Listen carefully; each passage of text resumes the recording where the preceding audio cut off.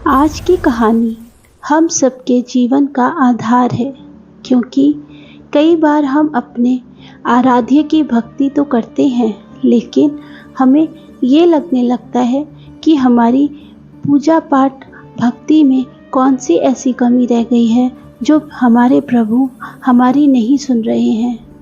दोस्तों, हमें अपने आराध्य प्रभु की भक्ति और शक्ति को कभी कम नहीं आंकना चाहिए। तो चलिए शुरू करते हैं आज की कहानी। एक जंगल में एक चिड़िया पेड़ पर रहती थी। जंगल बिल्कुल सूखा हुआ था, न घास, न पेड़, न फूल, न फल।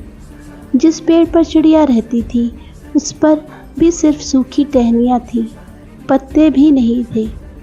चिड़िया वहाँ रहकर हर समय भगवान शंकर का जाप और गुणगान किया करती थी और मस्त रहती थी। एक बार नारद जी जंगल में से होकर जा रहे थे। चिड़िया ने उन्हें देख लिया और तुरंत आकर बोली, नारद जी, आप कहाँ जा रहे हैं?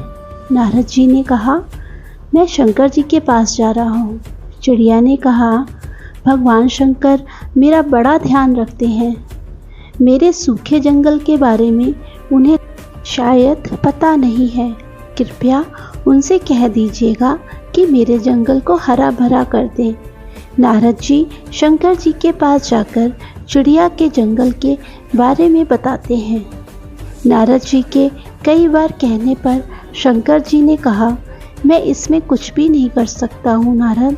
चिड़िया के भाग्य में 7 जन्म ऐसे ही सूखे जंगल में रहना लिखा है। नारद जी कुछ नहीं बोले और वहाँ से चले गए। कुछ दिनों बाद नारद जी फिर उस जंगल से गुजर रहे थे तो देखा कि जंगल बिल्कुल बदला हुआ था। जंगल हरा भरा, हरी घास, फूल फल से लदा हुआ था। चिड़िया का पेड़ भी फूलों और फलों से लदा हुआ था। चिड़िया भी प्रेम मगन होकर पेड़ पर नाच रही थी। नारद जी ने सोचा कि शंकर जी ने तो मुझसे झूठ बोला।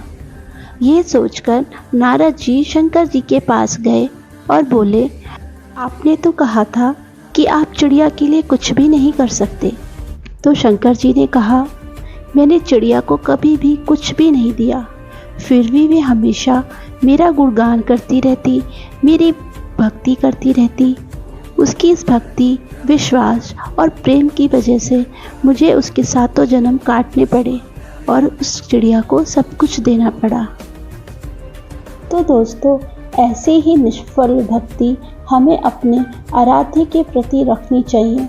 भक्ति में बहुत शक्ति होती है। अगर आप अपने आराध्य के प्रति समर्पित हैं तो आपका कोई भी काम कभी भी नहीं रुक सकता। यहाँ तक कि भाग्य में यदि खराब लिखा है तो वो भी अच्छा हो जाएगा। निराशा आपको चाहे कितना भी चारों तरफ से घेर ले, लेकिन आशा और अपनी भक्ति का साथ कभी मत छोड़ना। तो अगर आप भी शिव भक्त हैं तो कमेंट करके ज़रूर बताइएगा। और अगर कहानी आपको पसंद आई हो तो लाइक, शेयर और चैनल को सब्सक्राइब करना मत भूलिएगा। धन्यवाद।